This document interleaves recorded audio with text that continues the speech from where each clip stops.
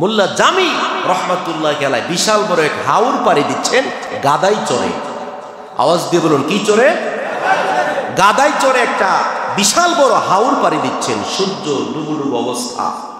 ইন্দি মিনটা উনি ভাবতেছেন যে যেই বিশাল বড় হাওর পাড়ি দিচ্ছি, ডানে বায়ে সামনে পিছনে কিছুই দেখা যায় না, আমি তো যেই কোনো একটা বাড়ির মধ্যে রাত্রে অবস্থান নিতে হয়। উনি এই পথ ধরে যখন যাচ্ছেন, হঠাৎ করে এক জমিদারের বাড়ি পাইলেন। জমিদারের বাড়ির মধ্যে গিয়ে উঠলেন। উঠার পরে সালাম দিলেন আর বললেন যে আমি আজকে রাত্রির জন্য আপনার কাছে রাত্রটা একটু আপনার বাড়িতে থাকতে চাচ্ছি। জমিদার ছিল অনেক কৃপণ ব্যক্তি। উনি বললেন, হ্যাঁ, আমার বাড়িতে থাকার কোনো ব্যবস্থা নেই, অনেক গেস্ট আছে, তো মেহমান আছে। আসলে মেহমান আছে না নাই? মেহমান নাই। বলতেছে অনেক গেস্ট আছে, তো মেহমান আছে, আপনি আল্লাহর উপর তাওয়াক্কুল করে চলে যান।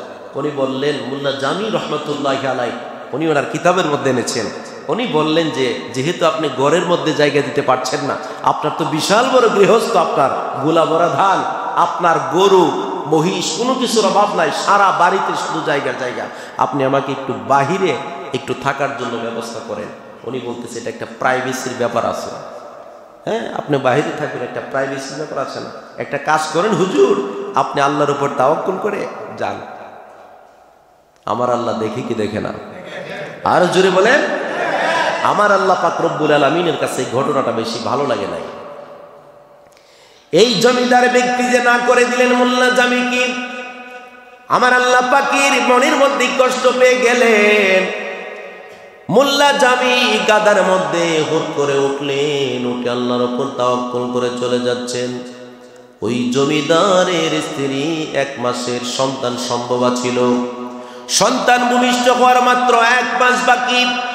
ইন দি মিন টাইম যখন হুজুর চলে গেলেন, মোল্লা জামি রহমাতুল্লাহ আলাইহি যখন চলে যাচ্ছেন, কিছুক্ষণ পরে ওই জমিদারের ওয়াইফ, জমিদারের স্ত্রীর পেটের মধ্যে ব্যথা শুরু হয়ে গেছে। দেখছেন না আল্লাহর কুদরত? পেটের মধ্যে প্রচন্ড ব্যথা, ব্যথার কারণে সন্তান অর্ধেক বের হয়ে গেছে, আর অর্ধেক আটকে আছে। দাইমাকে আনলেন, দাইকে আনলেন। জমিদার আনার পরে ডাক দিয়া বলেন, বাচ্চা খালাস করো তো। হুজুর, ও জমিদার, আপনি বলতেছেন বাচ্চা খালাস করার জন্য। বাচ্চা খালাস করলে 1-2টা পয়েন্ট আছে।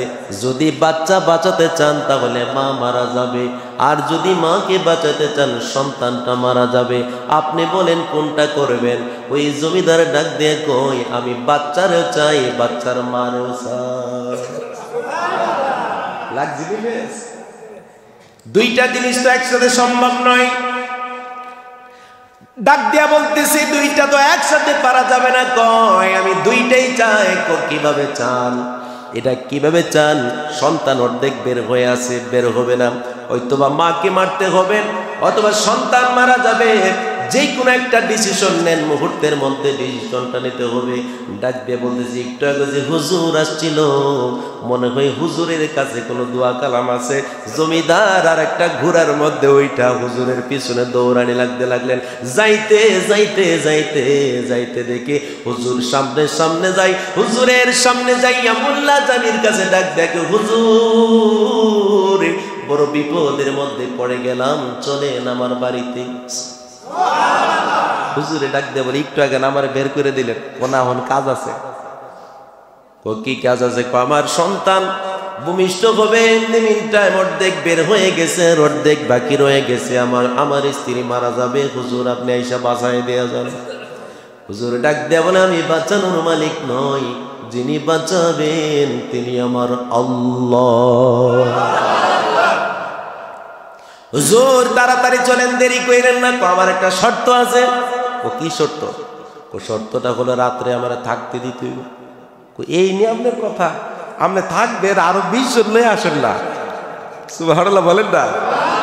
আরে আপনি থাকতেই তো চান, আপনি আসেন, তাড়াতাড়ি করে আসেন। বলতেছে ঠিক আছে চলেন। যাইতে যাইতে যাইতে যাইতে এবার মোল্লা জামি যখন বাড়ির মধ্যে বসলেন, বাড়ির মধ্যে যাওয়ার পরে এবার ডাক দিয়া বলতেছে, আমার যে ঘোড়া, আমার যে গাদা আছে, গাদার চিন্তা করেন না, গাদা অলরেডি গোসল চলতেছে। আপনি মোল্লা জামি চিন্তা করতেছেন আপনি সাধারণ বাড়িতে আসছেন, আপনার গাদারে গোসল করে খাওয়া দাওয়ার চিন্তা একবারে, গাদারেও রেস্ট দেওয়া হইতেছে। আপনি আমার বাচ্চারে বাঁচান, তাড়াতাড়ি মারে বাঁচান। এবার হুজুর ডাক দিয়া বলে, তাহলে একটা কাগজ আর কলম দাও। এবার একটা কাগজ আর কলম যখন দিল, মোল্লা জামি রহমাতুল্লাহ আলাইহি কবি মানুষ তো, কবিতা লেখে, উনি একটা কবিতা 2 লাইন লিখলেন, মোরা জাসদ খারাম রানী জাজাসদ জানে দেহকানে জায়দ কানা জায়াত। সুবহানাল্লাহ। এই প্রসূতির বাচ্চা খালাস হোক আর না হোক, আমারও থাকার ব্যবস্থা হয়েছে, আমার গোড়ারও থাকার ব্যবস্থা হয়ে গেছে। কি এটা কি কোনো তাবিজ হইল? এই প্রসূতির বাচ্চা খালাস হোক আর না হোক, মোরা জাসুদ খারাম রানী জাজাসুদ, প্রসূতির বাচ্চা খালাস হোক আর না হোক আমার চিন্তা নাই, আমারও থাকার জায়গা হয়েছে, আবার গাদারও থাকার জায়গা হয়ে গেছে। এবার লেখলেন তাবিজ, লেখা বললেন, তোমার স্ত্রীর বাম রানের মধ্যে নিয়া এই তাবিজটাকে রাইখা দিবা। তাবিজটাকে যখন বাইদা দিবা, যখন তাবিজকে বাঁধলেন, তাবিজ বাঁধতে দেরি হয়েছে, সন্তান প্রসব হয়ে গেছে। এটা হচ্ছে আল্লাহওয়ালাদের বিশাল বড় এক কারামত। আল্লাহওয়ালারা চাইলে বহুত কিছু করতে পারে। মনে রাখবেন, আল্লাহর ওলিদের নজর যার উপরে একবার পড়ে যায়, তার জীবন শাহিনশাহ হয়ে যায়। আমার 2009 থেকে 2012 সাল পর্যন্ত আমি একজন আল্লাহর ওলির সাথে আমি আমার জীবনটা কাটিয়েছি। ওনার রাতে আমাকে উনি বুকে রাইখা ঘুম পাড়াইতেন, ছোট কাল। তখন আমি ক্লাস দাখিল পরীক্ষা দেওয়ার পরে 2009 থেকে 2013 পর্যন্ত, 2012 সালের 1 অক্টোবর উনি ইন্তেকাল করলেন। জান্নাতুল বাকিতে মদিনা শরীফ ইন্তেকাল করছেন। সারাটা জীবন মদিনা নবীর প্রেমের নাতে রাসূলের কাসিদা লিখতেন। উনি যে ওনার জীবনের কতবার আল্লাহর হাবিবকে দেখেছে, ইন্তাকুল নাই।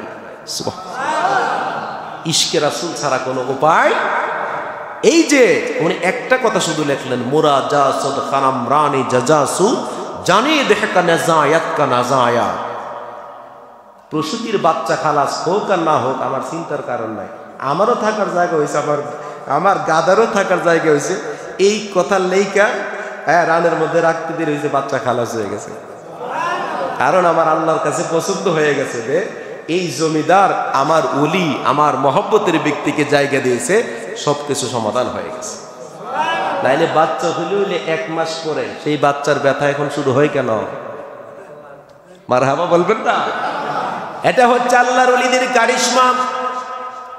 জীবনে কোনোদিন ওলিদের সাথে বেয়াদবি করবেন না রে বাবা। জীবনে যদি বড় হইতে চান, আল্লাহর ওলিদের কদম মোবারকের সেবা করবেন, দেখবেন আল্লাহ পাক আপনাকে এত উপরে উঠাই দিছে, কোনোদিন কল্পনাও করতে পারবেন না। আওয়াজ দিয়ে বলেন ঠিক কিনা?